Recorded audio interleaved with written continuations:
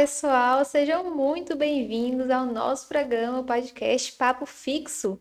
Obrigada por você estar assistindo a nossa live. Se você ainda não é inscrito no nosso canal, se inscreva, tá bom? Compartilhe também com mais pessoas e deixe seu curtir na nossa live.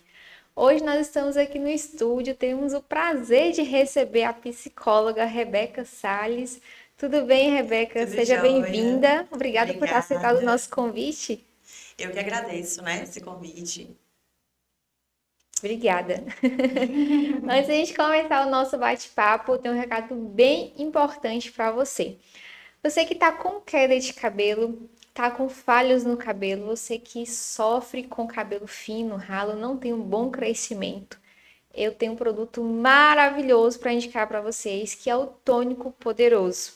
Esse tônico, ele é um produto que vai ajudar você a combater a queda do seu cabelo. É um produto que tem me ajudado muito, porque eu já tive queda pós-parto e meu cabelo estava muito fino, muito ralo, com bastante falhas, e é o que tem me ajudado no meu dia a dia. Então, se você está com esse problema também, estou te indicando para você usar o tônico poderoso. A gente tem toda a família pré-shampoo, shampoo, condicionador, máscara, reparador de pontas. E é um produto que vai te ajudar, você colocando ele na sua rotina, ele vai te ajudar sim, vai te ajudar a acelerar o crescimento, vai preencher as falhas, vai reduzir a queda, vai controlar a oleosidade e seu cabelo vai crescer forte e saudável desde a raiz. Se você passa por esse problema, assim como eu já passei, tanto homem quanto mulher, entre em contato comigo aí no meu Instagram, que está aparecendo na tela, @VanessaFerreiraSM. Me manda um direct lá que eu vou estar te direcionando para você adquirir esse produto por um preço bem bacana. E eu gostaria também de agradecer aqui os nossos patrocinadores do nosso programa, os nossos parceiros que estão aqui nos apoiando, que estão aqui conosco desde o início do nosso programa. O nosso vereador, Sargento Estevão, que está com a gente desde o início, desde quando a gente começou o programa, ele está aqui nos apoiando com a gente. E também a vereadora Alessandra Bahia, que também está aqui nos apoiando no nosso programa. Muito obrigada, Deus abençoe a vida de vocês, o trabalho de vocês. E também a nossa amiga Joyce, do Divino Tempero. Você que ainda não provou o Divino Tempero, porque é divino, viu? Te indico você tá provando o Divino Tempero da Joyce, que é maravilhoso. O nome já diz tudo. Muito obrigada, Joyce. Deus abençoe a sua vida, o seu trabalho, o seu negócio, tá bom? E você que está nos assistindo, que está nos acompanhando aqui através do YouTube, tem o seu negócio, a sua loja e gostaria de que a sua marca, que a gente anunciasse a sua marca aqui no nosso programa, entre em contato com a gente, vai estar aparecendo aí durante a nossa live o nosso Pix e também o nosso contato. O DDD é esse mesmo, tá bom? É 77. Chama a gente no WhatsApp, a gente tem planos especiais para quem quer contratar o plano mensal, trimestral, anual. E você vai estar ganhando aí, você contratando 3 meses ou 6 meses ou um ano, você vai estar ganhando um mês a mais. E a sua marca, o seu negócio vai estar aparecendo aqui no nosso programa, no nosso podcast, tá bom? Rebeca, vamos começar o nosso bate-papo. Vamos Estou muito sim. feliz por você estar aqui e eu gostaria de saber quem é Rebeca. Conta pra gente. Bom, sou psicóloga há 14 anos, né? Tenho 14 anos de formada. Sou especializada em saúde mental, álcool e droga, em clínica infantil e também em TCC. E também tenho algumas, né? Alguns cursos em especialização em crianças e adolescentes neurodivergentes, né? Principalmente na área do autismo. É, e venho aí de uma caminhada. Trabalhei no CRAS, trabalhei muito na área social, no CRAS, no CAPS, CAPS 1, CAPS AD, trabalhei no NASP, trabalhei na equipe Multi, trabalhei em clínicas particulares, trabalhei também no centro de reabilitação em Salvador e também em escola. Uma bagagem bem grande, É bem né? Muita grande, experiência bastante. Dei uma rodada boa aí por várias pelas cidades regiões. aí. Tem quantos anos mais ou menos que você é formada? 14 anos, Bastante bastante tempo. tempo. Mas você é nova. Quantos anos você Nem tem? tanto. 14 anos já? Gente, Eu você tem tenho cara de 38 25 anos. anos. Sério? Aham, 38 Caramba. anos. Eu te daria 25 Ah, no máximo. Rebeca, conta pra gente assim, o que que te inspirou a você escolher essa profissão? É muito engraçado, porque eu já quis ser muitas coisas, Eu né? imagino. A primeira coisa que eu queria fazer era moda. Muito vaidosa, Aham. enfim. E tive loja também. Quis fazer turismo também, porque eu achava que fazendo turismo eu ia ser livre, tinha aquela coisa de rebeldia na adolescência, sempre queria Sim. ser livre. Mas teve uma época também, ali na adolescência, que eu tinha muitos amigos que começaram a usar droga, e eu vi que aquele caminho não era muito legal, e aí e aquilo ali tive amigos que foram internados muito novos, e aí passou pela minha cabeça, poxa, será que eu deveria fazer psicologia para ajudar eles? Mas naquela época não era muito falado sobre isso. Sim. Mas foi também muito rápido, assim, tipo, não, passou. Foi só um Foi só pensamento. um pensamento. Eu tive aquele desejo ali, mas logo passou. E aí, foi passando um tempo, tanto que eu sempre fui muito trabalhar. Eu trabalho desde os 13 anos de idade, porque eu brinco, né? Minha mãe não queria deixar eu usar minhas roupas ricas. Né, mãe? E aí eu tinha que comprar, e aí eu comecei a trabalhar na lojinha hippie. Então eu saía da escola e ia para essa lojinha para poder usar as saias indianas, do jeito que eu gostava. Então eu sempre gostei muito de trabalhar em loja. Então, desde ali dos... E eu lembro que com 18 anos, mais ou menos, eu estava em uma loja já no shopping, e a ex-sogra do meu irmão falou, ela era professora do universitário, né, a faculdade que eu me formei lá em Conquista, e ela falou, assim, muito aleatório. Eu tava lá atendendo e ela chegou na loja e falou assim: por que você não faz psicologia? Aí eu falei, psicologia? Tipo, não tinha nada pensando mais Você nisso. até tomou um susto assim, Ela falou assim: nossa. não, vai ter o vestibular de psicologia, você vai fazer. Tá bom, vou fazer. Aí fiz. E foi assim. É muito engraçado porque os cursos, geralmente, eles são muito parecidos no primeiro semestre. Sim. Então, assim, ele não adentra muito no que você vai ver. Mas eu gostei de cara, não sei, me identifiquei muito com filosofia, né, que a gente teve, sociologia foi uma das matérias, assim, as primeiras matérias que nós tivemos. E eu falei, é isso, não sei como, mas é isso que eu quero. E aí foi aí que eu comecei. Sim, tipo, e tive essa sorte mesmo, assim, de já gostar de cara e Já de se identificar com aquele muito, mundo, né? muito, muito, muito. E de não conseguir largar o osso, assim. Porque se você me perguntar, é exaustivo, mas eu nunca tive coragem de largar. Eu imagino. Você tem que estudar bastante, né? O que que você percebeu que você queria seguir a área da psicologia infantil? O que que despertou você a seguir por essa área? Isso também é interessante. Porque eu não queria. Eu falava, não vou trabalhar nunca com criança, nunca, não vou trabalhar com criança. Não tem Imagina, cabeça para isso? imagina, não. Inclusive, eu fiz um curso de psicologia hospitalar, que eu gostava muito dessa área de psicologia hospitalar. Foi um dos primeiros cursos assim, que eu fiz na faculdade e fiz estágio também, gostei muito. E, então, assim, não imaginava de hipótese alguma. Era o último que passava por O sua último que passava cabeça. na minha cabeça, o último. E aí, uma vez, uma professora, e principalmente com autismo, que naquela época, então, era muito mais difícil falar sobre isso. E uma professora me chama, também muito ao acaso. Ela me chamou no canto, ela falou assim: você deveria trabalhar com a área infantil. Eu falei: não, de jeito Jamais. nenhum, imagina. Por que você não começa? Porque já estava lá no final da faculdade, então eu poderia começar após da clínica infantil e terminar e eu ia ver se eu queria ou não. Ela falou assim: faz um teste. Começa após aqui na própria faculdade mesmo, e se você se identifica. E eu lembro que ela me passou um livro, só para mim, que eu nunca vou esquecer desse livro. O nome do livro é Dibs, Em Busca de Si Mesmo. É sobre uma criança autista e que ele tenta se mostrar para o mundo. E imagina naquela época, né? A gente está falando ali 14 anos atrás. 14 anos atrás era Então, muito era difícil falar muito esse difícil falar assunto. sobre esse assunto. E eu chorava o livro inteiro, inteiro. E aí eu voltei pra ela assim, chorando, eu acho que eu quero isso. Ela falou, sabia, eu quero isso, eu acho que é isso. E aí, fiz a pós, guardei aquilo ali dentro do meu coração, porque não tive essa oportunidade de logo trabalhar com isso, mas ficou ali, reservado, Guardadinho. guardadinho. Aí eu tive que trabalhar primeiro na área social, né? Meu primeiro trabalho foi no CRAS, uma cidadezinha pequena ali da Bahia, já perto de Minas e Cordeiros. Fiz alguns trabalhos também com criança ali, mas muito pouco. Quais foram assim, os maiores desafios que você enfrentou logo no início de sua carreira? Conta pra gente. Olha, acho que eu enfrento vários até hoje, assim, né? Vários. Acho que os primeiros foi porque eu tinha aquela impressão, quando a gente forma, que a gente vai logo arrumar emprego. É? Acho que todo mundo que forma já Não, vem, já esse pensamento já vou. vem É, de eu fábrica. ali eu achei, falei, não, já tenho um emprego garantido, com certeza. E não foi bem assim. Acho que isso foi muito frustrante, né? Eu terminei a minha pós, eu fiquei ainda um tempo sem trabalhar na área. Aquilo me frustrou um pouco, mas eu não desisti. Acho que o primeiro desafio foi ali. E aí eu fui para essa Buscar as cidade, oportunidades, eu fui né? para essa cidade pequena,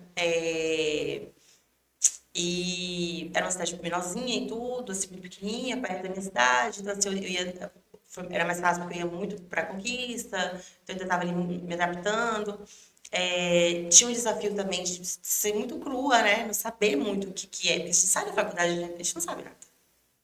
A gente não sabe nada. Ali na hora do dia a dia É que na você prática, vai. é na prática que a gente vai. Então, acho que os primeiros desafios foram isso, era achar que eu ia logo arrumar emprego.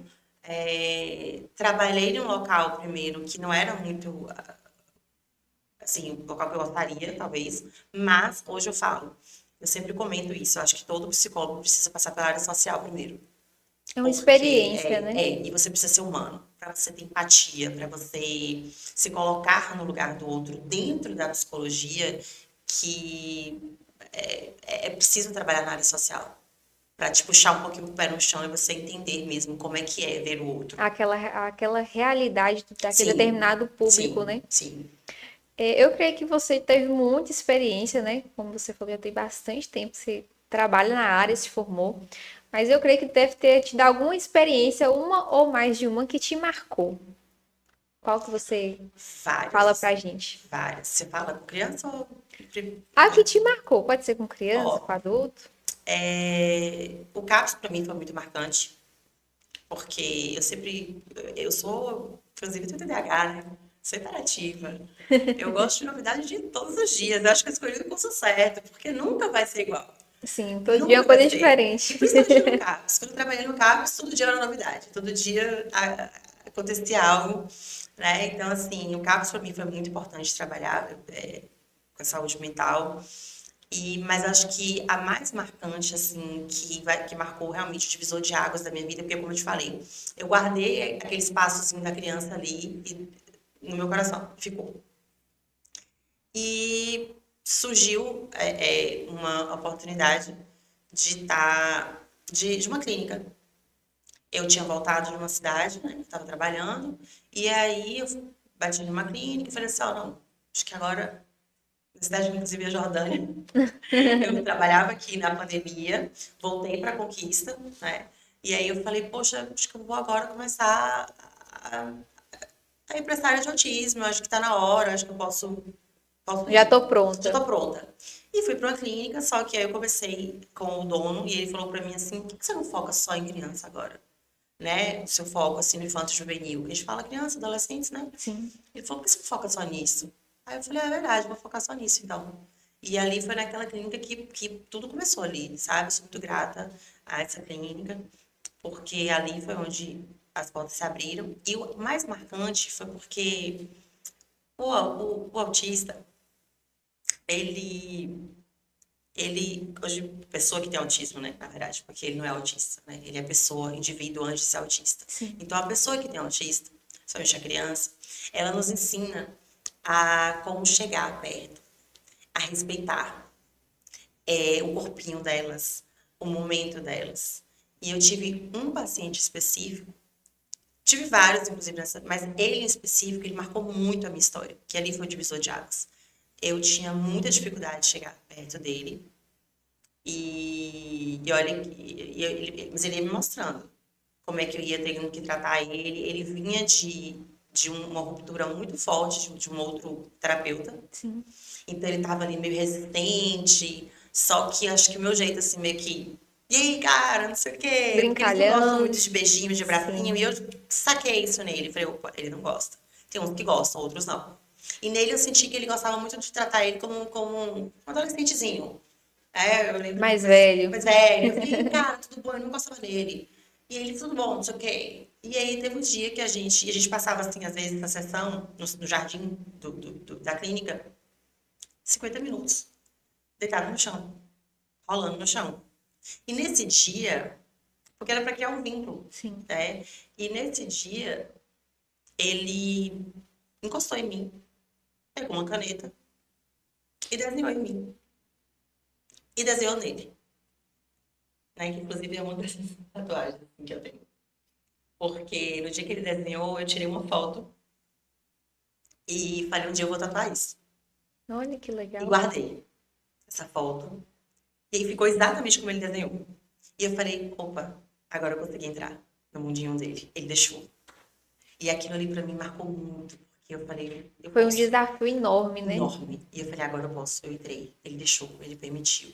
E ali ele me ensinou como é esse mundo, né? É um mundo singular, é um mundo muito individual. Por isso que a gente fala que é um espectro, né? Porque é o indivíduo, é a subjetividade de cada De indivíduo. cada um. Por mais que o diagnóstico seja o mesmo, a idade, até mesmo a mesma família, os mesmos valores, tem o indivíduo como, né? Ele é Há subjetivo. uma diferença, Há uma né? diferença. Então, ali eu vi, eu falei, opa, eu consigo. E eu fui para casa em pranto, chorando de Eu felicidade, imagino. e falei, poxa, eu consegui. Então, ali eu falei, opa, é com isso que eu quero trabalhar.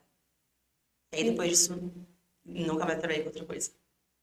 E você ficou bastante tempo com ele, acompanhando ele? Bastante tempo. Eu fiquei 3 anos acompanhando ele. Eu atendi ele 3 vezes por semana, 2 vezes por semana, uma vez por semana. E eu só saí porque eu tive que ir embora ano passado para Salvador. Mudar de Foi também cidade, né? bem difícil. E já tinha feito tatuagem, meio que escondida dele, né? Óbvio, porque não era nem tão ético assim. Freud, me desculpe, mas. É, ele foi até lá em casa, como eu já tinha feito esse desvinculado, né? De profissional, eu já podia ser amiga ali dele, mas ele nunca me chamou de tia. E a mãe dele questionava muito isso, falava assim, por que eu falei, não, deixa ele. Eu não sou tia dele. Ele falava comigo isso, né? Mas é minha mãe, é do meu pai. Você é Chamava pelo Rebeca? nome. Eu falei, eu sou Rebeca. E aí todo mundo perguntava, quem é Rebeca? Minha amiga. Olha só. Eu não era psicóloga dele, eu era amiga dele. Então tudo que ele precisava contar, ele falava, vou contar pra Rebeca, porque a Rebeca precisa saber disso. Então criou um vínculo Muito muito forte. além Muito além da psicologia. dali Muito, muito, do muito. profissional. Até hoje, assim, ele manda vídeos, a mãe dele se comunica comigo, a gente continuou mantendo O isso, porque eu contato, sabia o né? como isso era importante para ele, esse contato. Qual a idade dele? Hoje ele tá 9 anos, 9 para 10 anos, eu acho. Mas foi um período assim, bem. Foi muito bom acompanhar esse crescimento dele. Como que acontece com o autista, por exemplo, no caso dele? Ficou 3 anos você acompanhando ele, e aí teve que ter uma mudança de profissional, né? Uhum, De você para um outro. Como é que é essa uhum. transição? É aos poucos? O outro psicólogo vem e faz atendimento junto com você? Como que funciona isso? Quando a gente tem essa oportunidade, é muito bom. Mas raramente a gente tem essa oportunidade de estar passando aos poucos. E existe a rigidez, né? A gente chama de rigidez cognitiva. Sim. Então, quem tem TEA tem uma rigidez muito forte. Então, é muito difícil para ele aceitar outra pessoa. E, infelizmente, a minha saída foi muito rápida.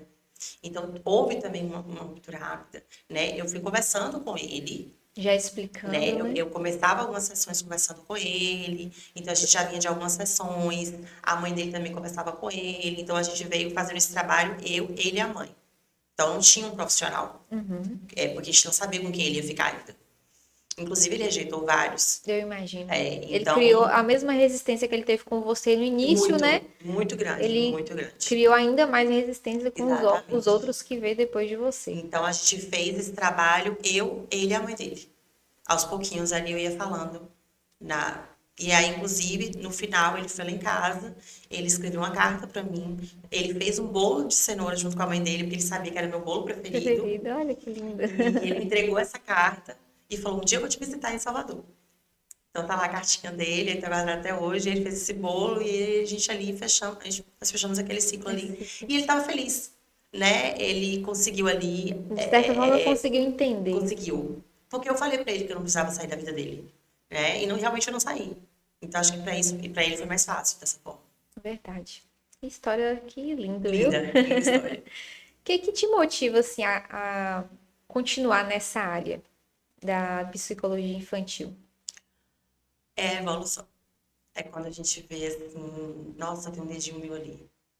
Porque é muito desafiador. É muito desafiador. Eu imagino. Não só por serem crianças neurodivergentes, né, e adolescentes, mas porque a gente está ali a gente trabalha com escola, com a família, com a sociedade.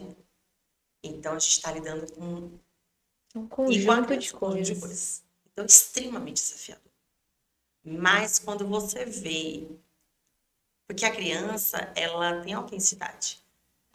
O adulto ele camufla muito, a Sim. criança não. Então a Ela é o criança, que ela é o é. que é.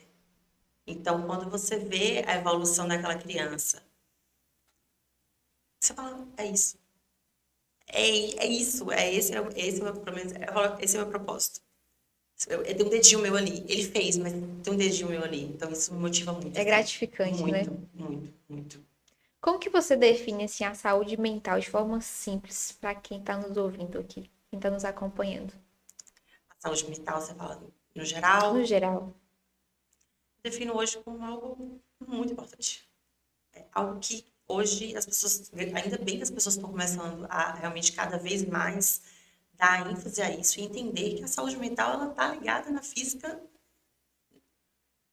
completamente. Na verdade, um tempo Não existe atrás, separação. isso, há um tempo atrás, não muito distante, na verdade, né? Não se falava tanto Uhum, sobre a saúde mental.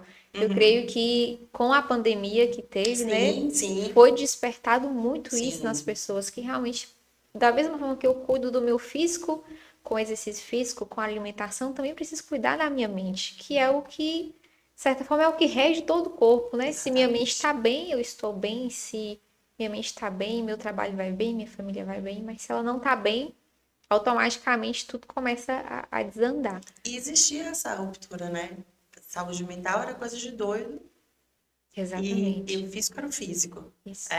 E as pessoas, até hoje ainda há um preconceito, a gente ainda tem tentado quebrar isso, né? Que o psicólogo não é para doido, que o psiquiatra não é para doido, que hoje não existe essa palavra de doido, né? Que falar isso é capacitismo. Verdade. Então, mas você tocou num ponto importante, assim.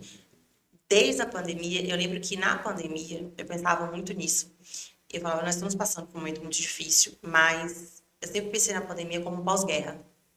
Eu É. falei, vai ficar muito pior depois, porque essas pessoas vão ficar acabadas. Então eu pensava naqueles soldados que voltam para suas casas e não conseguem Sim, se reerguer porque vem nas suas mentes, na mente, né? tudo E que tudo que passou. passou. Então, mesmo aquelas pessoas que não perderam familiares ou que não adoeceram fisicamente, adoeceram emocionalmente. É É muito verdade. difícil hoje em dia você falar com a pessoa que não teve uma crise de ansiedade, né? Que não teve um pico de pânico, que não desenvolveu um quadro deprimido, que hoje não está mais sensível, um medo de morrer, um medo de perder alguém. Então, assim, crianças, inclusive, muito mais cedo apresentando crise de ansiedade, Por conta da né? Por conta da pandemia. pandemia, porque viu aquilo ali. E assim, e também porque a gente não dava muita voz a elas, né? Verdade. A criança também, ela nunca foi. Outra coisa também que me motiva é isso, é saber que eu sou a voz dessa criança, desse adolescente. Porque eles não têm voz. Ah, não, criança não tem que querer. Não Então tem que você ter fica ali, vontade. não tem que É. ter. Mas ela é um ser. Ela é um indivíduo, assim. Você não precisa fazer todas as vontades dela. Mas você precisa respeitar ela como indivíduo. Porque Tratar como uma tratar, pessoa, um ser exatamente. pensante, né? Uhum. E é verdade. E a pandemia, ela, como você comentou, crianças, muitas crianças desenvolveram, né, alguma dificuldade emocional, mental. Eu Sim. lembro que na época eu vi até um conteúdo no Instagram até falando sobre isso, né? As crianças que nasceram na pandemia são totalmente diferentes das crianças que nasceram antes ou depois que a Uhum. pandemia Muita passou. tela, presas dentro de casa, Exatamente. pais aflitos, né? A tela também a gente sabe o quanto é prejudicial, né? Ali naquela primeira infância, Infância. desenvolvimento, o quanto o abuso de telas traz o prejuízo cerebral. Isso já está comprovado cientificamente. É verdade. Rebeca, muitos pais ainda têm um preconceito, Uhum, né, sobre o assunto de levar os filhos, como você comentou, o psicólogo às vezes é taxado que é pra gente doido, uhum. né? E tem muitos pais que têm essa dificuldade de observar que realmente precisa de uma ajuda, né, profissional. O que que você diria para quebrar esse tabu, assim, esse preconceito que essas pessoas estão, muitas vezes até os pais ainda têm sobre o assunto? Muito. E até pais esclarecidos, pais que entendem sobre o assunto. Exatamente. A gente sempre cita, assim, o Marcos Mion foi, apesar de ter algumas falas hoje que eu não concordo muito, porque talvez ele vai para um romantismo do autismo, por exemplo, que eu não concordo, porque a Uhum. gente sabe o quanto é difícil, mas ele foi alguém, uma figura muito importante para isso. Ele foi o primeiro a falar na televisão muito sobre isso. E isso ajudou muito. Mas até hoje, mesmo se falando muito sobre isso, mesmo entendendo mais sobre isso, ainda há um preconceito muito É grande. E o que verdade. eu tenho para dizer para esses pais, para esses cuidadores, é que cada vez mais que você cria um preconceito, que você esconde isso, você atrasa o desenvolvimento do seu filho. Com certeza. Então, isso é um egoísmo. Então, assim, eu sei que é um luto. A gente trabalha isso na terapia. A gente trabalha quando esses pais recebem e responsáveis, né?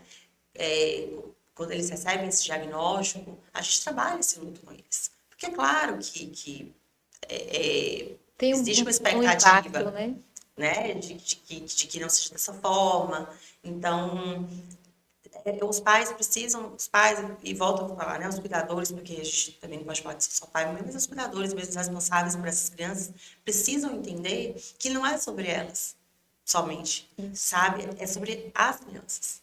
E é sobre o desenvolvimento, é sobre a potencialidade que existe nisso também, que a gente precisa falar também. Porque o diagnóstico não é só o diagnóstico, como eu falei, não é o autista, ele é uma pessoa com autismo.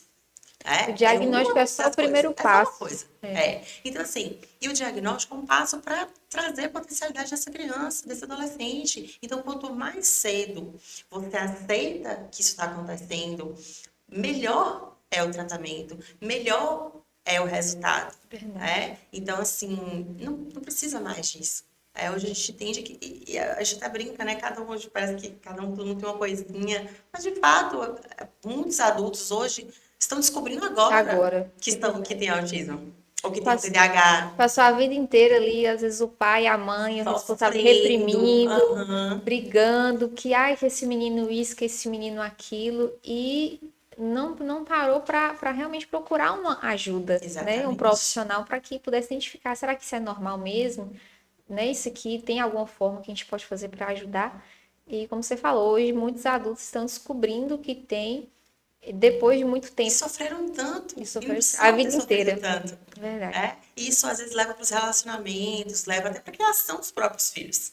E tu vai virando uma bola de neve. Então, assim, quanto mais você desmistificar mesmo isso, sair dessa bolha, desse preconceito e entender que vai para além do diagnóstico, e que o diagnóstico é só um rumo para poder ajudar essa criança, acho que é isso que eu tenho recado para dar assim, para os cuidadores. Assim. Eu tenho uma experiência na minha família justamente com Uhum, isso, uhum, né? A adolescente, criança, adolescente passou por bastante trauma de morte de familiares próximos, separação e várias mudanças, mudança de cidade, mudança de ambientes, sabe? Muita coisa, né? Ao mesmo tempo acontecendo em cima da outra. E eu sempre falava, eu falava assim, olha, leva no psicólogo esse tipo de comportamento, não tá normal para a uhum. idade, tá em atraso. Eu não entendo, mas eu percebo que tá em atraso para a idade que tem. E sempre falava, e sempre falava, e sempre falava, e nada de se resolver.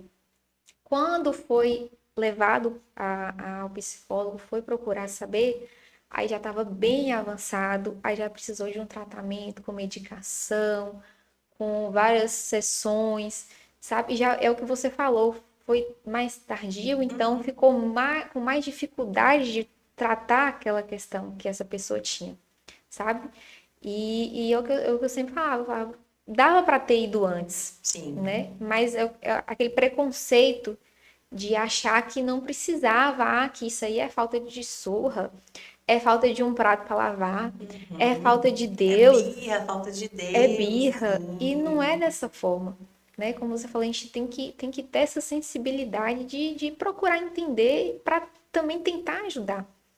E aí, graças a Deus, hoje está bem melhor, né? Tá tomando os medicamentos com a quantidade menor, mas está tomando ainda. E hoje consegue ter uma vida melhor, consegue viver melhor Sim, por conta do tratamento, né? Mas graças a Deus tá dando certo. que bom. Vamos dar uma pausa aqui no bate-papo, que eu quero voltar a falar aqui para você que está assistindo a nossa live aqui através do YouTube. Se você ainda não é inscrito no nosso canal, se inscreva. Você não vai pagar nada, é de graça. Se inscreve no nosso canal, compartilha nossa live, nosso programa com outras pessoas para que essa live possa chegar a mais pessoas. A gente sempre está trazendo assuntos aqui para o nosso programa, assuntos importantes de saúde pública, de utilidade pública. Eu tenho certeza que se você está gostando desse programa, você vai gostar também dos próximos, tá bom? Volto a falar aqui para vocês. Você que está sofrendo com queda capilar, você que está sofrendo com cabelo fraco, que não está crescendo, que está com falhas, indico para você usar o tônico poderoso. Falo para vocês que assim, eu tinha meio que um pé atrás de usar esses produtos, essas coisas que o pessoal divulga aí na internet, mas eu falei, eu não tenho nada a perder, vou testar esse produto. Comecei a usar ele no meio do ano e assim, a quantidade que diminui meu cabelo foi de 90%. Eu tava com cabelo com bastante queda, mesmo com o pós-parto já há bastante tempo. E ele diminuiu em 90% a minha queda de cabelo. Hoje meu cabelo está mais saudável, cresce mais forte, graças a Deus também, aliado a uma boa alimentação, exercício físico, e ele tem me ajudado bastante. Então, se você que está acompanhando aqui o nosso programa, se você está com esse problema de queda, seu cabelo está com falhas, isso eu sei que incomoda bastante, porque me incomodava, cabelo fino, cabelo ralo, porque caía demais. Entre em contato aqui no meu Instagram, que está aparecendo aí na tela, Vanessa Ferreira SM, que eu vou estar conversando com você e você vai estar adquirindo esse produto por um preço bem bacana, tá? Agradeço também o nosso patrocinador Sargento Estevão, que está nos apoiando aqui no nosso programa desde o início, desde quando a gente começou o podcast Papo Fixo, ele tem nos apoiado. Também a vereadora Alessandra Bahia, que está junto com a gente também, apoiando o nosso programa. E a nossa amiga Joyce, do Divino Tempero, que também está apoiando a gente aqui. Muito obrigada a vocês, nossos parceiros. Deus abençoe a vida de cada um de vocês, o trabalho, o negócio de vocês, tá bom? E você que gostaria de patrocinar, de ser parceiro do nosso programa, pode entrar em contato com a gente, vai aparecer aí na tela o nosso contato, o DDD é 77 mesmo, tá bom? Entre em contato com a gente, vai aparecer também o nosso Pix. E a gente tem planos para você que tem o seu negócio, você que tem loja, você que tem seu comércio de celular, loja de roupa, de sapato, lanchonete, pizzaria, restaurante. O seu negócio pode aparecer aqui no nosso programa, a sua marca pode aparecer aqui.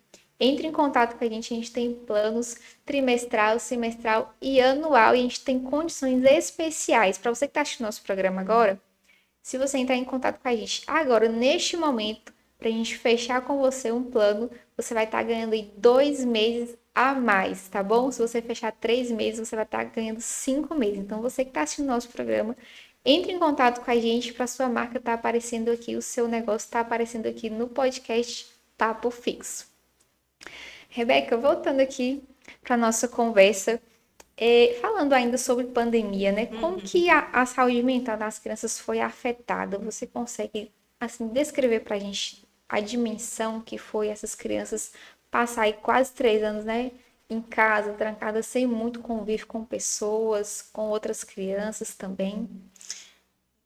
Como eu estava falando, né? Teve um impacto muito grande, de ansiedade, de medo de perder os entes queridos, medo de morrer, aumentou muito medo, muitas crises de ansiedade de crianças pequenas, crianças que não apresentavam isso antes e começaram a apresentar.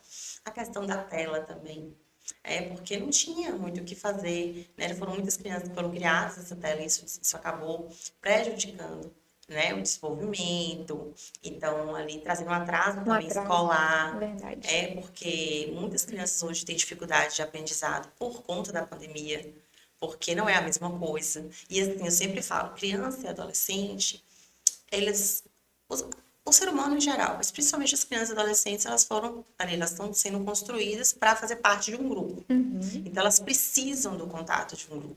Então, ter tirado isso do adulto já foi difícil. Imagina de crianças que estão ali se formando e adolescentes. Verdade. Então, ali, foi tirada desse grupo, tirada desse aprendizado ali em conjunto e colocaram dentro de uma tela diferente. E nem todas as crianças tinham acesso a essa tela para estudar. Verdade.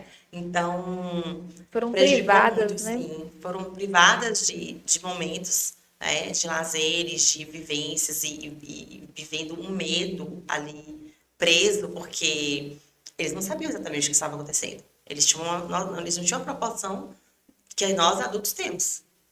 Então, eles sabiam que estava acontecendo algo, eles estavam vendo pessoas queridas morrendo ou acontecendo coisas, os pais, Os pais ali, naquela preocupação, naquela exatamente, aflição. a aflição, a máscara, ali tampando o rosto.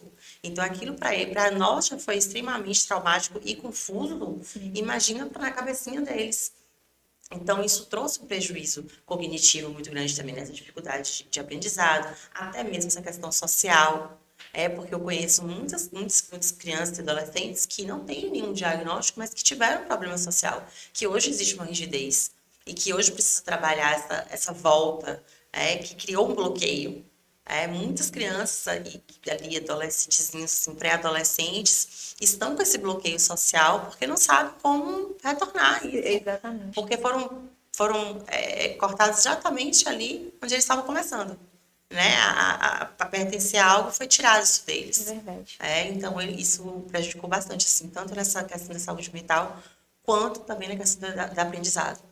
Na época da pandemia, você chegou assim, a atender crianças com autismo ou você ainda não estava nessa área Não ainda? estava nessa área, mas eu atendi uma criança que eu tinha uma desconfiança que poderia ser, pela questão social, mas como era pandemia, tudo era muito confuso ainda. Então, a gente Não estava... dava para ter certeza de E a gente nada. estava viciando o momento que estava em isolamento social.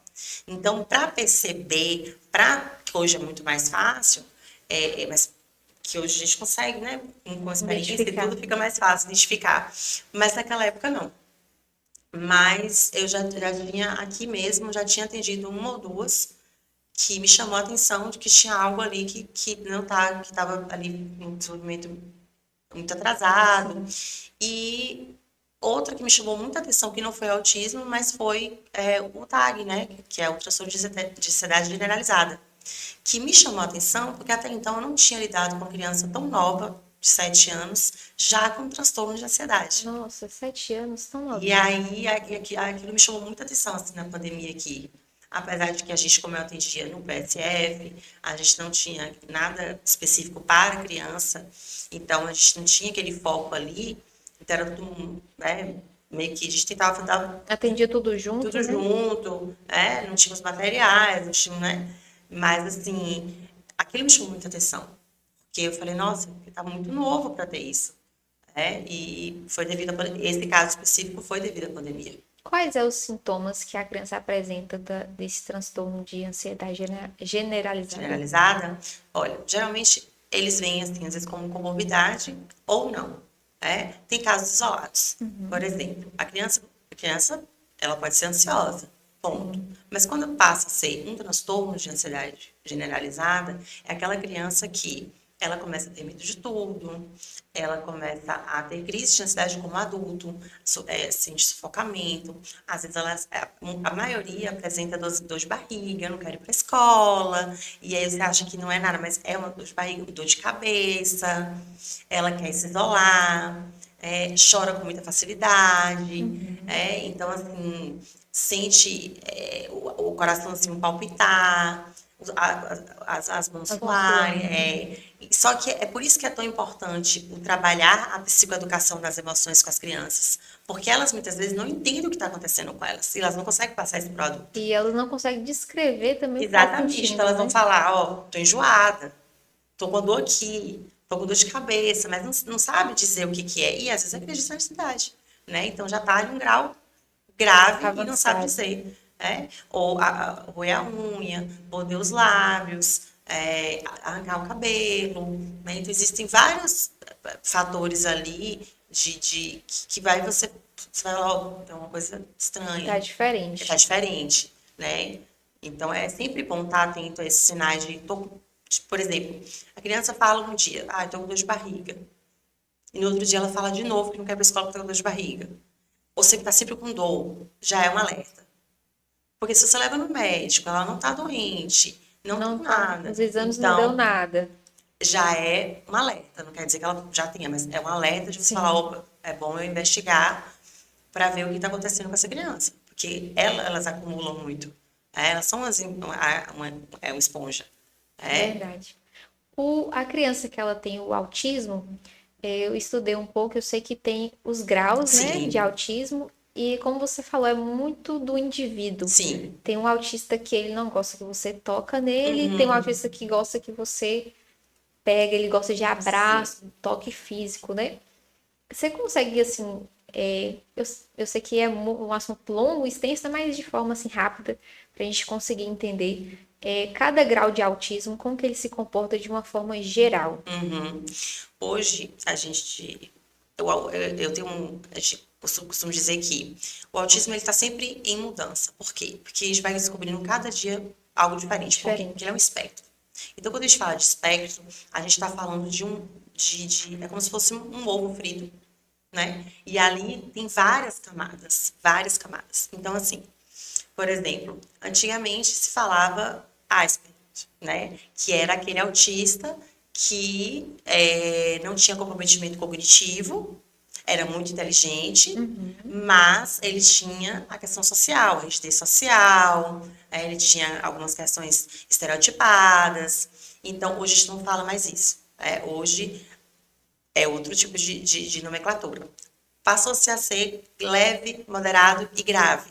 Hoje nós entendemos que não existe autismo leve.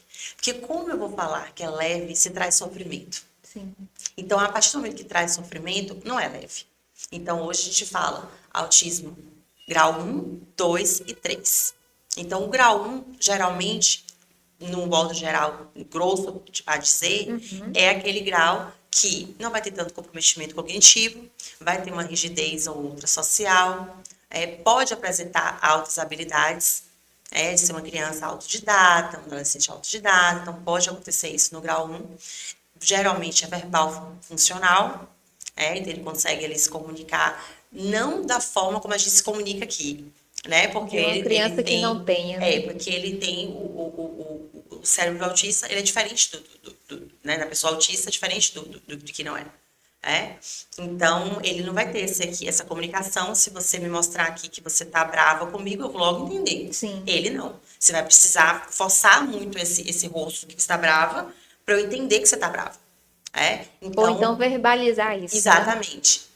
Então, nem sempre eles vão conseguir entender. Então, a gente coloca ali no grau 1. O grau 2 é o grau que, às vezes, é verbal, mas um verbal disfuncional. Ou seja, às vezes ele vai falar coisas sem sentido, Uhum. ele vai... Ou ele não consegue contar uma história com contexto, né? Meio, começo, meio e fim, Uhum. ou ele só vai conseguir cantar. Muitas pessoas me perguntam isso, né? Ué, mas se ele não fala e canta, é porque às vezes é mais fácil É para a eles, né? forma A dele se forma de se comunicar. comunicar. Então, que é um verbal disfuncional. Entendi. O grau 3 já é o grau que é um grau já não verbal, já é um grau que tem muito estereotipo, né? Por exemplo, baixa cabeça, é muito agressivo, muita baixa tolerância à frustração. Em todos esses graus tem um pouco disso, mas é porque vai aumentando, né? Por isso que a gente fala grau 1, 2 e 3, porque Quanto mais alto o grau, mais vai maior. aumentando os sintomas, Entendi. podemos dizer assim. Então, o grau 3, por exemplo, ele tem um comprometimento cognitivo muito maior do que o grau 1. Mas é tão interessante isso que, com o estímulo correto, a gente consegue trazer esse grau 3, por exemplo, para o grau 2, ou 2 para o 1. Então, dá para a gente fazer esse movimento de Uhum. melhora, desde que tenha um acompanhamento multidisciplinar, com um terapeuta ocupacional, com uma fono, com uma psicopedagoga, né, com a psicoterapia, com a musicoterapia também, que é muito importante para eles, porque a maioria é muito musical. Gostam, né, de Muito, muito. música. E isso ajuda muito o desenvolvimento deles. A fisioterapia também, porque tem muito aquela coisa, tá na ponta do pé, da, da, da coordenação motora fina, ampla, né? Às vezes eles não têm noção de espaço, então a fisioterapia ela vai ajudar essa criança, a TO também vai ajudar essa criança a se conter mais, ou a melhorar a pinça. Então, assim, basicamente é mais ou menos isso, assim, é um, dois e três. Então ele vai elevando de grau, né, nesse sentido, assim. O grau 3, então, basicamente ele precisa de vários profissionais com Vários, ele, né? Não é vários. somente o psicólogo que vai estar Não. ali, mas são vários profissionais que cada um trabalhando na sua área vai melhorando ali aqueles Vai comportamentos, precisar né? de um professor de apoio, provavelmente. Vai ter um hiperfoco muito mais forte. Então, vai ter muito mais dificuldade de você trazer, né? Porque o psicólogo ele vai trabalhar muito mais a psicoeducação e o comportamento, né? Então, a fono E vai quais os trabalhar outros muito fácil. profissionais, além do psicólogo? Ó, nós temos a terapia ocupacional, que é o TO, né, que vai trabalhar a seletividade alimentar, que é algo também que é muito visto, tanto grau um, 2 ou 3, né, quando A a seletividade? seletividade alimentar, porque eles não conseguem. E aí vem de algo que eles têm nojo mesmo. Alguns conseguem comer comida mais pastosa, outros não conseguem, outros têm que ser, né? Então eles têm aquela coisa, só querem comer certo tipo de comida. Tem criança que só come arroz todos os dias. Então, assim, aí a gente fala que é uma seletividade alimentar grave, né? Sim. Então, quem vai ajudar isso é a TO, nessa parte. Então, a TO vai ajudar também na pinça, né? A TO vai ajudar nessa questão das cores também, do movimento, de tirar um pouco o estereotipo dessa criança, né? Vai trabalhar ali bastante coisa. Então, a TO é assim, extremamente É bem importante.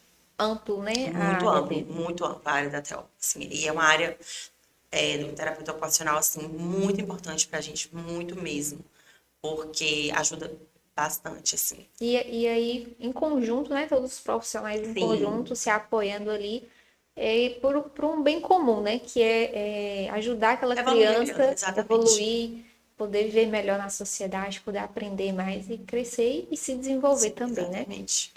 Rebeca, como que os pais, né, responsáveis ou cuidadores pode observar os sinais de uma criança que ela tem o autismo?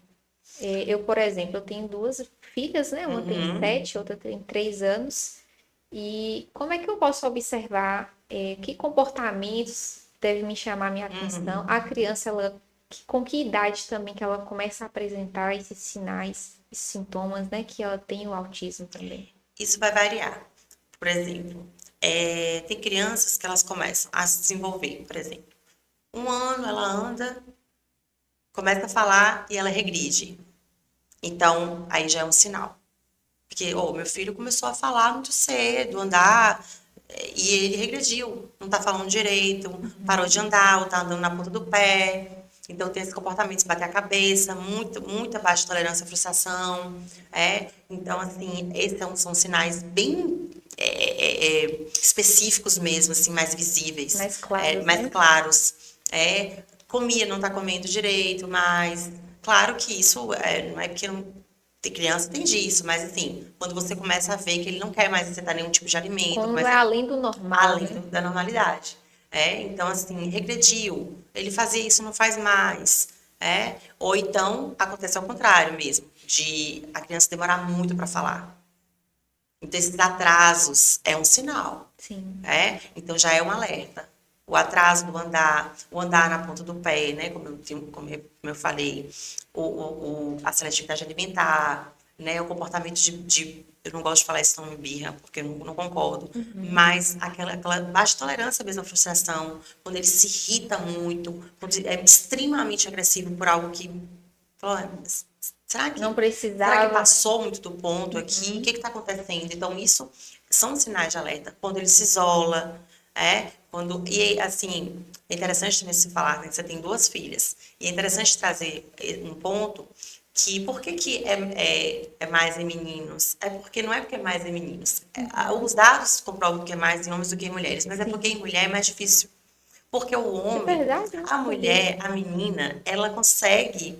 é natural da mulher se comunicar melhor. Sim. Então, para descobrir o autismo da menina, é um pouco mais difícil do que o do menino. O menino, ele vai mostrar logo essa rigidez ali. Então, por exemplo, falando em rigidez, rotina. Quando muda a rotina, a criança desestrutura totalmente, desregulou totalmente. Não é Fica normal. extremamente irritada, né? Exatamente. Então, assim, quando tem hiperfoco, né? Por exemplo, a criança, você dá um brinquedo quando ela não sabe da função, né? Um carrinho. Ela não sabe que o carrinho é para brincar assim. Ela foca muito na roda do carrinho, por exemplo.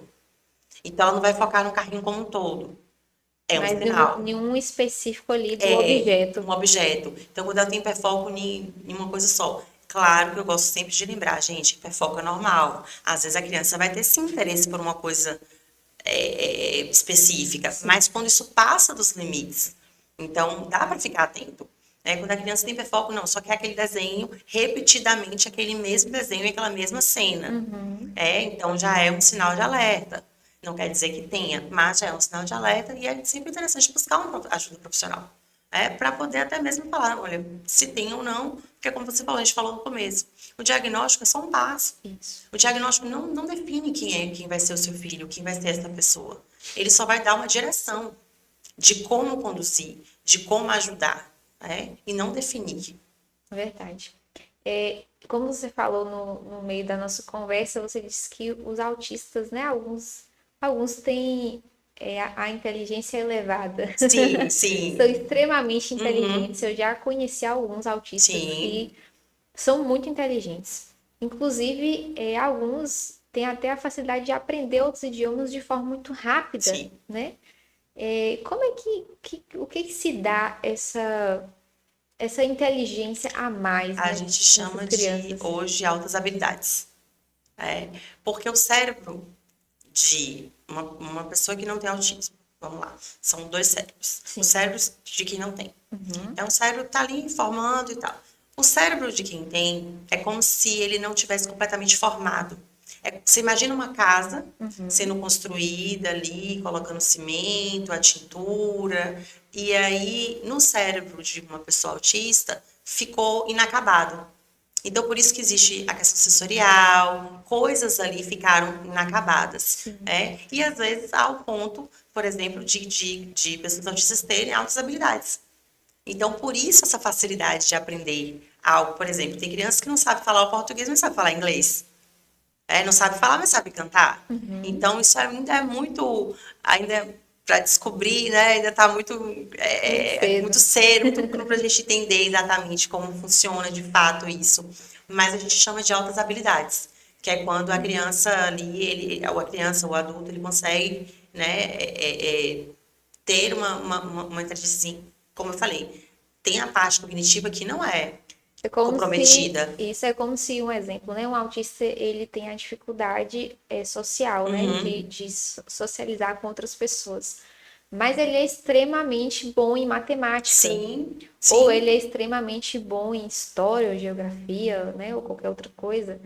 E ele é um aluno como se fosse um aluno acima da média nessa área dos outros alunos que não têm um autismo. É como se o que ele não é tão bom em fazer, ele se sobressai em outra coisa. Sim. Por isso a importância, né, da gente estar vendo a potencialidade dessas crianças e adolescentes, E dessas buscando pessoas. desenvolver ainda mais essa área que ele Exatamente. já é E muito ter bom. essa sensibilidade de falar, ó, isso aqui ele é bom nisso. Até mesmo o hiperfoco. Eu Sim. trabalho muito dentro do hiperfoco. Porque através do hiperfoco, eu consigo trazer a potencialidade daquela criança. E tem uma história muito engraçada, assim, quando eu atendia lá em Conquista, que eu tinha um paciente de 5 anos, extremamente inteligente, suporte um verbal, mas ele tinha uma dificuldade meio de contexto, assim, de contar a história com um contexto assim. Mas ele queria, às vezes, fazer sessão em inglês. Eu falei, oh, stop. Eu cheguei a brincar com ele e falei, not today. E ele já chegava assim, eu falei, stop, not today. I don't speak English. Aí ele olhava assim pra minha cara, tipo, bom, tipo assim, e ficava chateado, porque ele queria fazer sessão em inglês. Eu falei, não vai dar. A tia não vai conseguir fazer Né? a sessão em inglês, tá? Hoje vai ser em Hoje português não. mesmo, tá bom?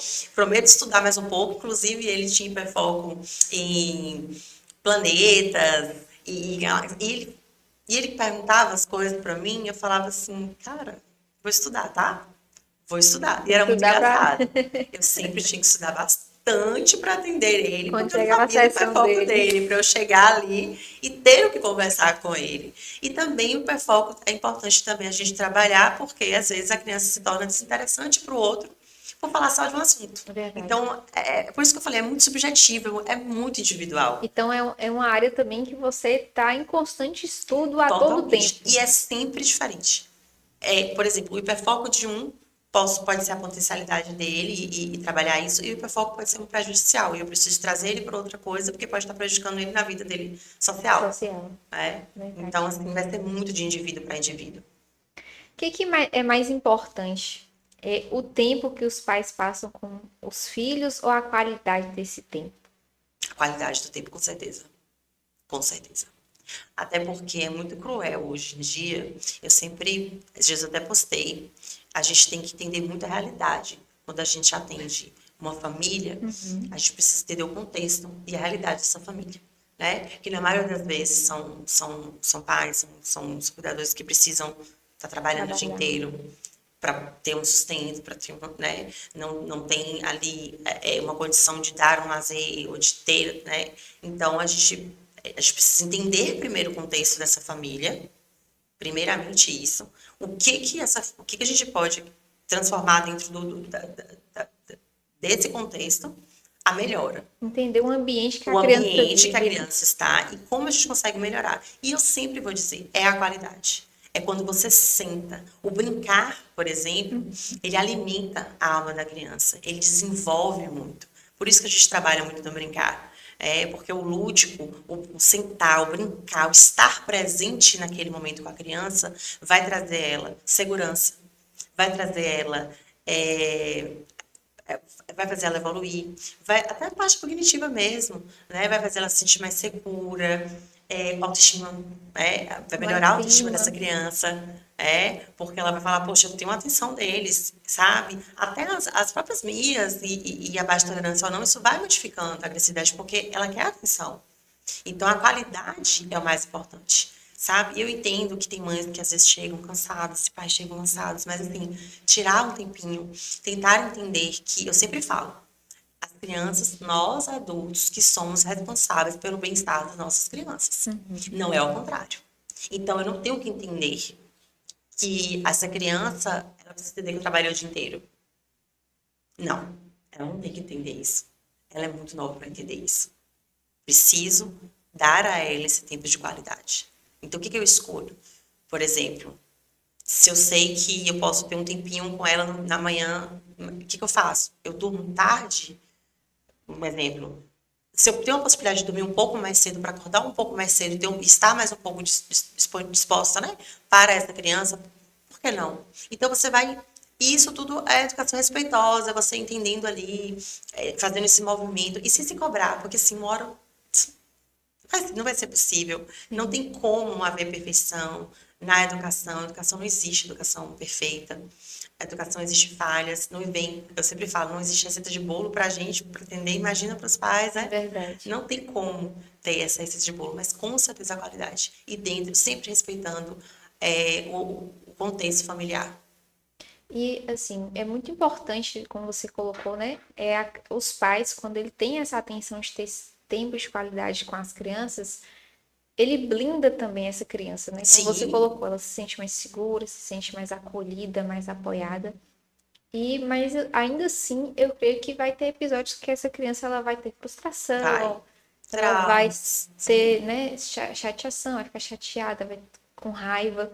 E também é importante nós, como pais, eu como mãe, né, como eu disse, sou mãe de duas crianças, a gente também entender a emoção e saber acolher a criança naquele momento de emoção, principalmente de uma raiva, de uma frustração. Jade, que é a mais velha, ela sempre chega, às vezes chega da escola contando, ah, mamãe, porque riram de mim que eu fiz isso? Ah, que fulano falou de mim porque eu fiz aquilo. E eu falo pra você, minha experiência minha, às vezes eu converso com ela, né? Explico, olha, filha, é assim, assim, assim. Mas às vezes falta da gente também, de nossos pais, um saber tratar a emoção da criança nesse momento. Porque o que eu falar pra ela ali, ela vai carregar pra ela. Naquele momento que ela passou por aquela situação e eu falei aquela palavra, falei daquela forma, ela vai carregar pra ela. Então, você como uma profissional da área, né, que entende, como que a gente deve se comportar nesse momento que a criança passa por essa emoção de frustração, ou de raiva, ou de se decepcionar? Primeiramente, ela precisa saber que ela pode sentir essas coisas, que são sentimentos agradáveis e desagradáveis, mas que elas podem sentir. Mas elas vão canalizar isso da forma correta. Por exemplo, ela pode sentir raiva, Sim, mas ela não pode agredir o outro, por exemplo, nem se agredir, ou xingar, ou fazer algo ruim. Não, ela vai canalizar isso em outro local. Por exemplo, a almofada, beber água, sair do ambiente. Fala, filha, eu vou sair de perto. Quando você estiver mais calma, eu volto. Ou se você estiver nervosa também, sim, que você fala, acontece. peraí, eu vou sair, claro, muito, né? Então, você vou sair de perto e volto. Se você vê a criança chorando, ou se ela também está ali naquela crise de choro e raiva ao mesmo tempo, você tenta acolher e depois você fala. Eu sempre digo, a calma, a raiva não educa, a calma educa. Então, é na hora da calma. A criança, quando ela está em crise, a adolescente, ele não vai te escutar. A criança ela não vai te escutar quando ela está com raiva. Ai, porque você não pode fazer, não. Ela vai te escutar quando ela estiver na calma. Então, assim, primeiramente, está na crise, acalma essa criança, regula essa criança. Para depois você sentar e conversar. Porque até você vai estar mais calma e consciente daquilo que você pode ajudar essa criança nas emoções dela. E E eu até sempre pensar o que o falar que também. falar, exatamente. Então, sempre acolher. Acho que o acolher é o mais importante. É acolher essa criança. Como eu falei, nem sempre vai ser possível.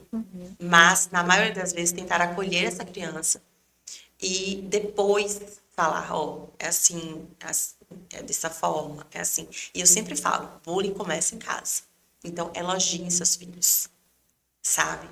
Trabalhem a autoestima dos filhos de vocês. Por que que eu falo que bullying começa em casa? Por dois pontos.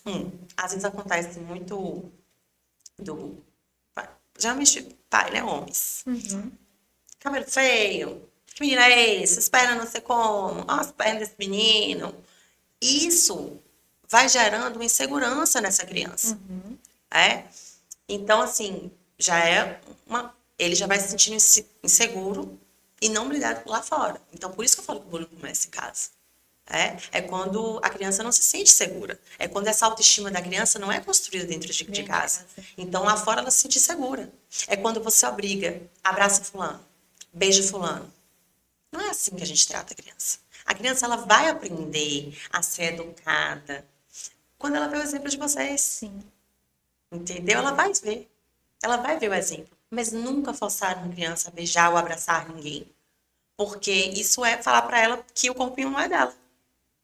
E isso até a gente trata em outro assunto, né? Do abuso Verdade. sexual, né? Então isso E às evita o vezes abuso. começa com esse tipo de comportamento, como você Exatamente. falou. A minha filha mais nova, a Sofia, ela é exatamente dessa forma como você descreveu.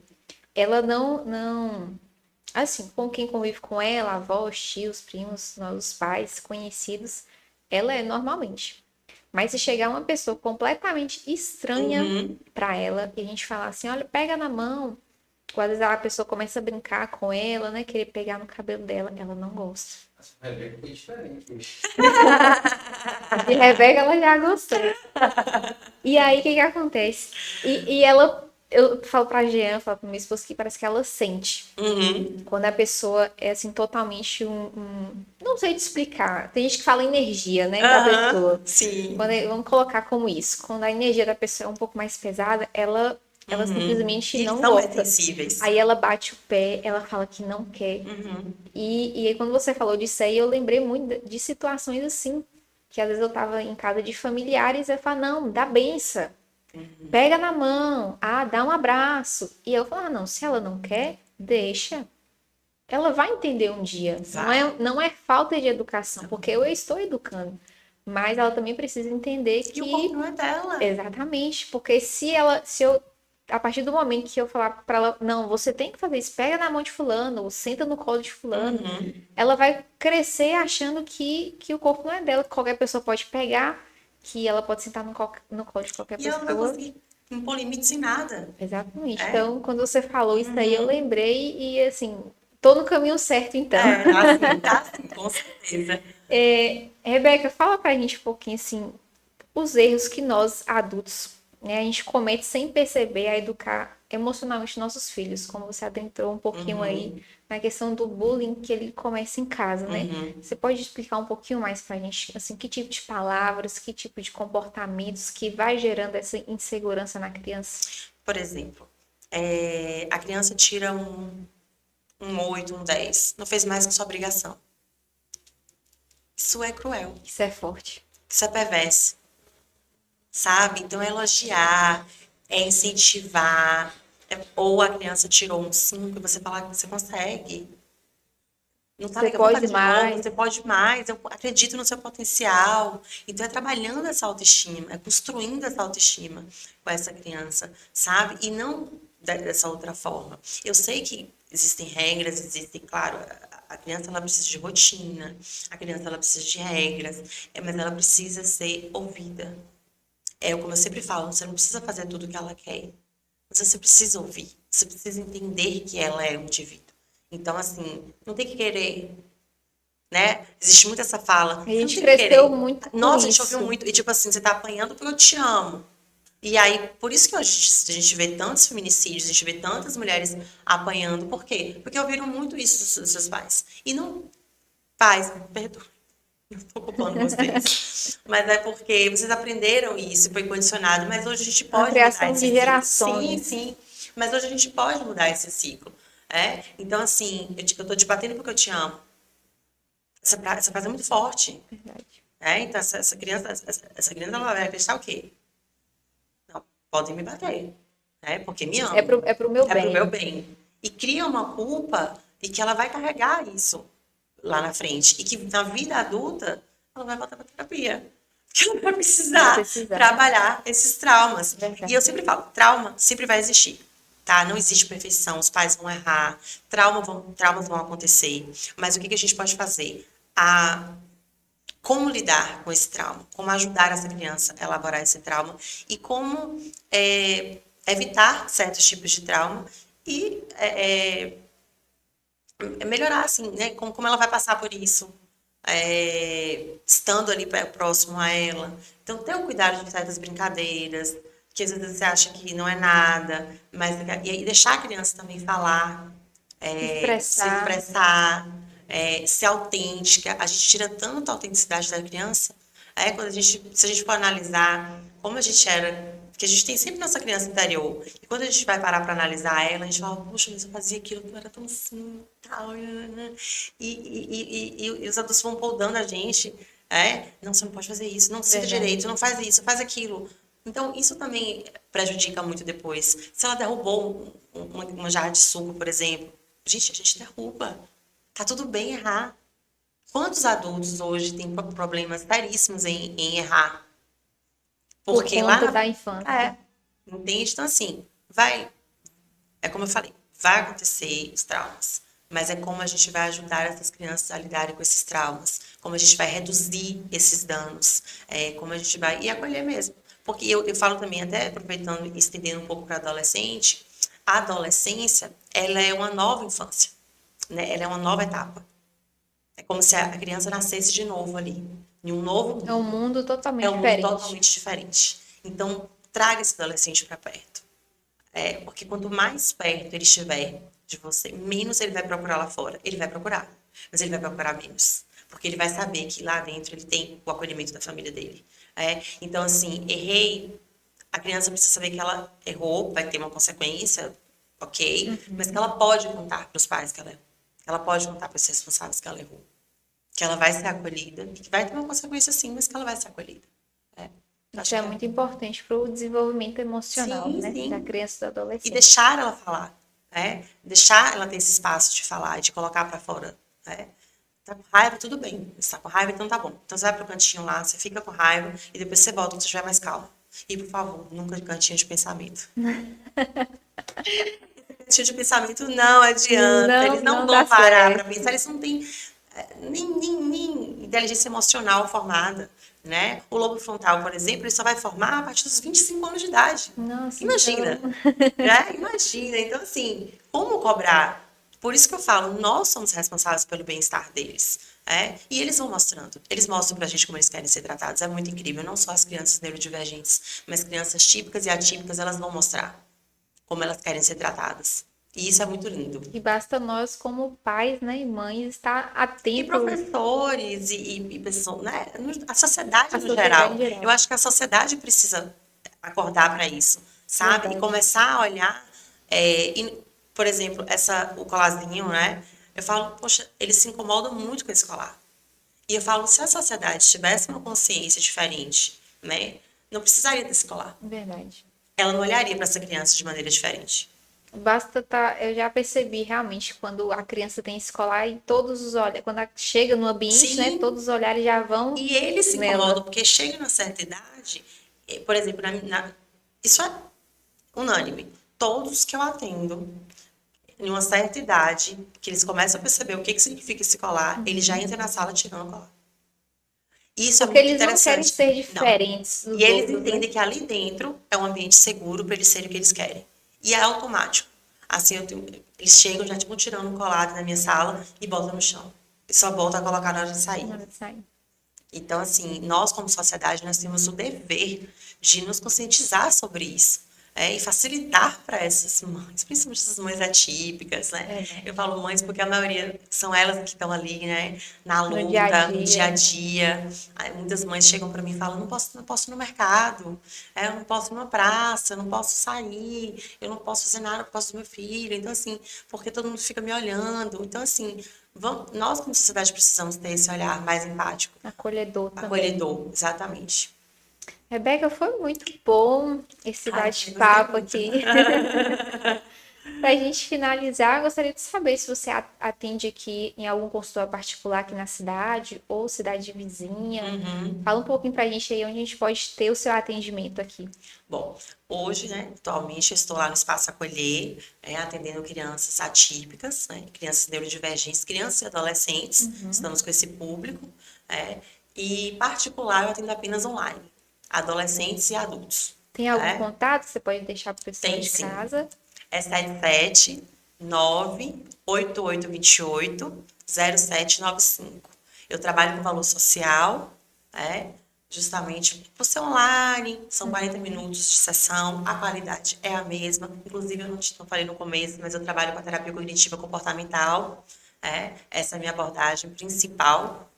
Então, e é isso, assim, por enquanto eu tô... O meu Instagram, deixa eu ver o nome aqui. Enquanto ela vê o Instagram, você que está nos acompanhando, que assistiu a live até aqui, muito obrigada. Se você não está inscrito no nosso canal, se inscreva no nosso canal, porque nós teremos mais programas aí como este, de muito conhecimento, de muito aprendizado também. Rebeca Santos, normal, ponto Salles, também normal. Rebeca Santos, Isso, ponto Salles. ponto Salles. Pronto, bem facinho aí para vocês procurar. Rebeca Santos, ponto Salles. Você quer falar mais alguma coisa? Não, eu só quero agradecer, foi um prazer falar sobre isso. Principalmente para um assunto que, né, eu falo, meu assunto, adoro. É muito bom poder falar sobre isso, poder levar para mais gente essa conscientização, falar do nosso projeto, inclusive agradecer, né, a Maxwell, inclusive, por ter aberto para isso, né, e ter se interessado em montar esse núcleo, ali juntamente com o Diego, com toda a saúde, ele viu a necessidade da população aqui de Jordânia, o quanto estão precisando de um ambiente para eles. Nós estamos no comecinho, mas assim, eu creio que vai ser um projeto lindo, vai continuar Já sendo, está sendo, né? e vai Muitas ser cada crianças vez mais. alcançadas. Isso é muito bom. É um olhar, assim, de muito carinho, né? Com crianças que realmente precisam da atenção de todos. Sim. E Você tá falando que é Sandra. É minha mãe. a Sandra tá comentando aí, né? A Sandra, a sua mãe, né? Minha mãe. Gabriel é meu irmão. Meio que eu obriguei a família toda, tá, gente? Sem pressão, foi bem sem pressão. Sem Assim, eu pressão, falei, né? eu saio do grupo da família. Tem o Lopes também, tá? Quem? Eli Lopes. A família em é peso. mesmo. Entendeu? Eu realmente ameacei um pouco meus amigos e a família. O grupo da família, eu falei, eu vou sair, tá, gente? Se vocês não entrarem.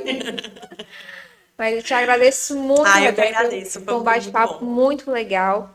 E assim, as portas do nosso programa estão abertas quando você quiser voltar de novo, Claro, tá? com certeza. Fica à Estou à vontade. disposição. Fica à vontade, vai ser muito bom. Muito Eu obrigada. que agradeço. E você que Obrigada. nos acompanhou até aqui, muito obrigada também por ter assistido a nossa live. Se inscreva no nosso canal, compartilhe com mais pessoas, deixe o seu comentário. E se você quiser também deixar sugestões para próximos programas, pode deixar nos comentários que a gente vai estar lendo todos, tá bom? Muito obrigada e até o próximo programa.